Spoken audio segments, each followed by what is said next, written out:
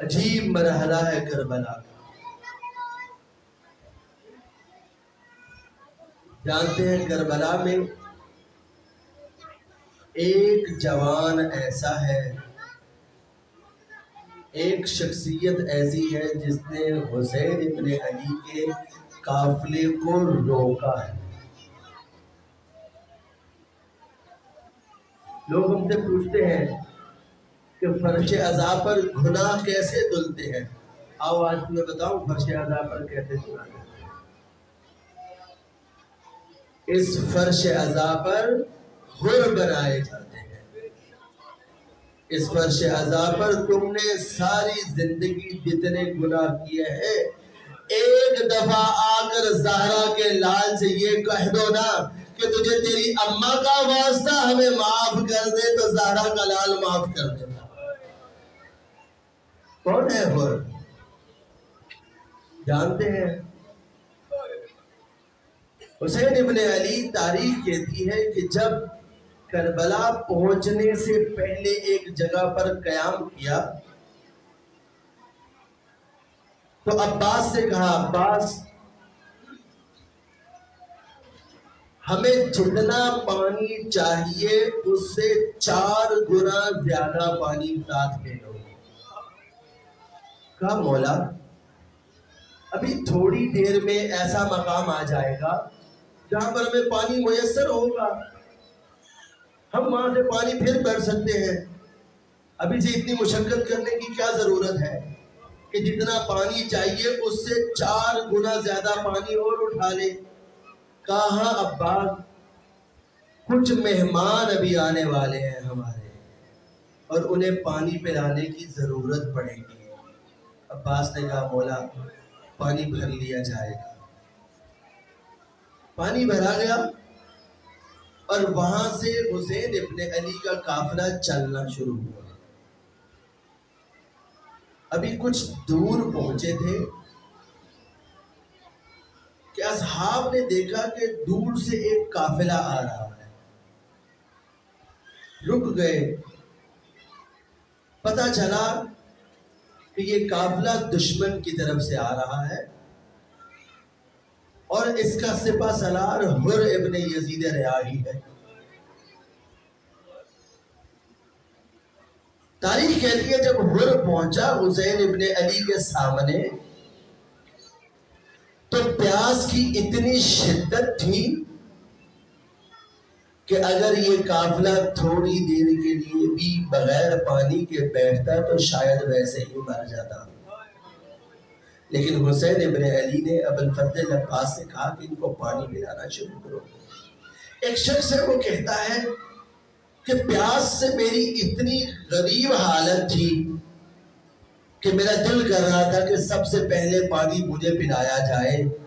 پتہ نہیں کیسے پانی پلانے والے کو پتہ چلا کہ سب سے زیادہ پیاسا میں ہوں، تو وہ پانی کی مشک لے کر میرے پاس آ گیا۔ جیسے ہی پانی پلانے والا میرے پاس آیا تو چونکہ پیاس کی بہت شدت تھی اور میرے ہاتھ کانپ رہے تھے، میں نے کانپتے ہاتھوں سے جب مشکیزے کو پکڑا تو مشکیزہ میرے ہاتھ میں آنے کی بجائے زمین پر گر گیا اور سارے کا سارا پانی بہہ گیا۔ جب پانی بہہ گیا نا تو میں نے دیکھا کہ سامنے ایک نورانی ہستی تشریف فرما ہے۔ جیسے ہی اس ہستی نے مجھے دیکھا کہ میں پیاسا ہوں، اپنی جگہ سے کھڑے ہوئے ابوالفضل عباس سے کہا کہ مجھے مشکیزہ دو۔ مشکیزہ لینے کے بعد میرے پاس آئے۔ جیسے ہی میرے پاس آئے میں نے چلو بنایا، انہوں نے میرے چلو میں پانی ڈالنا شروع کیا، میں نے پانی پی لیا۔ جب پانی پی لیا تو میں نے پوچھا یہ ہستی کون تھی؟ بتانے والے نے مجھے بتایا کہ یہ کوئی اور نہیں، یہ زہرا کا لال حسین ابن علی ہے۔ یعنی دشمن کو بھی پانی پلاتا ہے کوئی۔ اور یہی شخص خود روایت کرتا ہے، کہتا ہے کہ جب حسین ابن علی اپنا ششمایا علی اصغر لے کر میدان میں آیا اور اس کو ہوا میں بلند کر کر کہا نا کہ میرا قصور ہو سکتا ہے، میں تمہارا قصوروار ہو سکتا ہوں، اس چشمائے کا کوئی قصور نہیں ہے، اسے پانی پلا دے۔ تو وہی شخص جسے حسین نے اپنے ہاتھ سے پانی پلایا تھا گھوڑے پہ بلند ہو کر کہنے لگا، اے حسین تیرے بچے کو ایک گھونٹ بھی پانی نہیں دیں گے۔ ہاں زدارو قافلہ رکا ہے،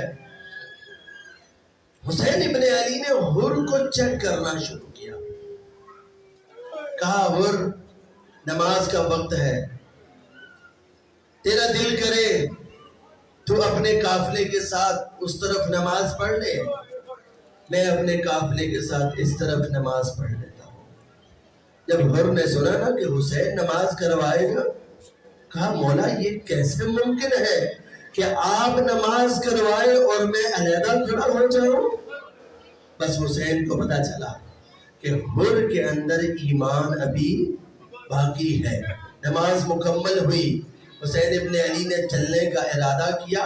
تاریخ کہتی ہے، مقتر لکھتا ہے کہ حر دوڑ کر آگے گیا اور حسین ابن علی کے گھوڑے کی باگوں میں ہاتھ ڈال کر کہا، اے حسین میں مجبور ہوں اور معمور ہوں، میں یہاں سے آگے آپ کو جانے نہیں دوں گا۔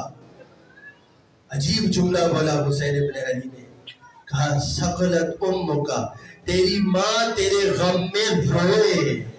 جیسے ہی یہ جملہ بولا نا تو حر کہنے لگا، مولا کاش کہ آپ کی ماں فاطمہ زہرا نہ ہوتی، ورنہ میں آپ کو بھی یہی جملہ پلٹاتا۔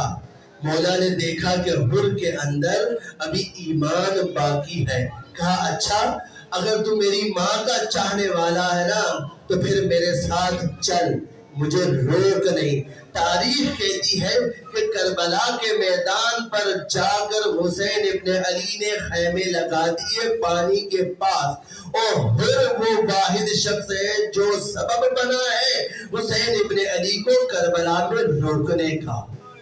اور جب حسین ابن علی سے مخاطب تھا نا، حر کی آواز بلند ہو گئی۔ جب حر کی آواز بلند ہوئی نا تو اماری میں بیٹھی ہوئی زینب کبریٰ کے رونے کی آواز آئی، کیونکہ سن رکھا تھا کہ جہاں پر رک جائے گا حسین کا قافلہ وہیں پہ حسین کا خون بہایا جائے گا۔ اب یہ حر جانتا ہے کہ میں نے حسین ابن علی کے قافلے کو کربلا میں روکا ہے۔ خط لکھا، پسر سعد کو بلا لیا گیا، 7 محرم کو پانی بند کر دیا گیا۔ اب وہ آوازیں حر کے کانوں میں آ رہی ہے، العطش العطش العطش۔ حر بے چین ہے، پریشان ہے، لوگوں سے کہتا ہے کہ یہ جو العطش کی آوازیں آ رہی ہے نا اس کا سبب میں ہوں، یہ جو بچے پیاسے ہیں نا اس کا سبب میں ہوں۔ اب حر پریشان ہے، پسر سعد کے پاس جاتا ہے، پوچھتا ہے پسر سعد کیا ممکن ہے کل کی جنگ رک جائے؟ کہا نہیں حر یہ ممکن نہیں ہے، یہی تو وہ دن ہے 10 محرم کا کہ جس کا ہمیں انتظار تھا۔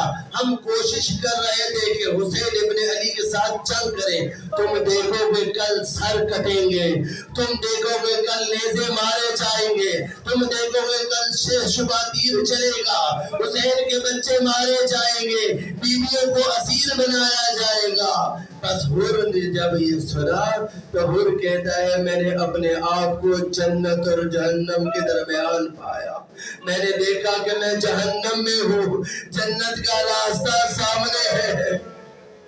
اپنے خیمے سے باہر نکلا، اپنے بیٹے سے کہا کہ میں حسین ابن علی کے پاس جا رہا ہوں۔ کہا بابا تو انعام لینا چاہتا تھا نا، اس کربلا کے بعد ہمیں وہ انعام ملے گا کہ ہماری زندگی سنور جائے گی، تھوڑی دیر کے لیے رک جا، تو جنگ نہ کریں۔ کہا نہیں بیٹے اگر جنت چاہتا ہے تو وہ حسین کے پاس ہے، ہم جس قافلے میں موجود ہیں اس کا راستہ سیدھا جہنم میں جاتا ہے، سنو گے؟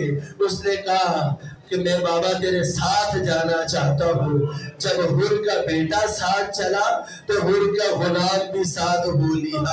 اب حر نے کہا کہ یہ وہ دو آنکھیں تھیں کہ جن سے میں نے حسین ابن علی کا سامنا کیا تھا، ذرا میرے آنکھوں پر پٹی باندھ دو، میں حسین ابن علی کا سامنا نہیں کر سکتا۔ یہی وہ ہاتھ تھے جس سے میں نے حسین ابن علی کے گھوڑے کو روکا تھا، ذرا میرے ہاتھوں کو تو باندھ دو۔ اب حر اس مجرم کی صورت میں چلنا شروع کیا۔ جیسے ہی خیمہ حسینی کے پاس پہنچے، حر نے محسوس کیا سامنے سے کوئی آ رہا ہے۔ بیٹے سے پوچھا کون آ رہا ہے؟ کہا بابا جان سامنے سے ابوالفضل عباس آ رہے ہیں۔ کہا بیٹا ابوالفضل عباس کو ہم جنگ کرنے نہیں آ رہے۔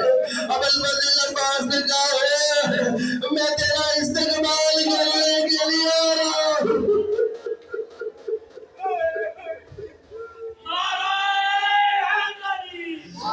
حر کا استقبال کرنے کے لیے ابوالفضل عباس آگے بڑھے۔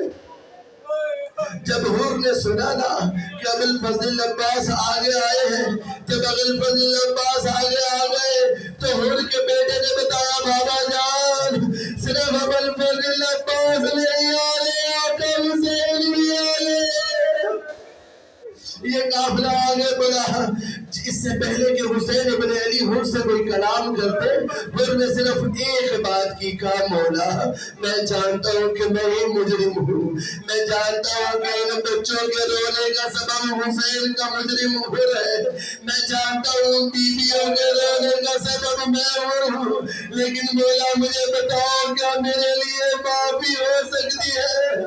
ایک جواب دیا، کہا حر انت حر فی الدنیا والآخرہ، تو نے جہنم کو چھوڑ دیا، تو آ گیا جنت کی طرف سے۔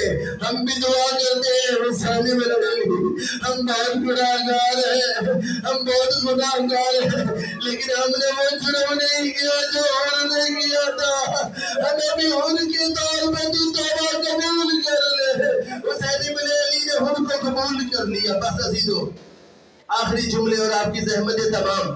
حر کو قبول کیا، کہا مولا میں آپ کے لشکر میں آ گیا ہوں، لڑنا چاہتا ہوں۔ کہا حر حسین تیرے سے شرمندہ ہے۔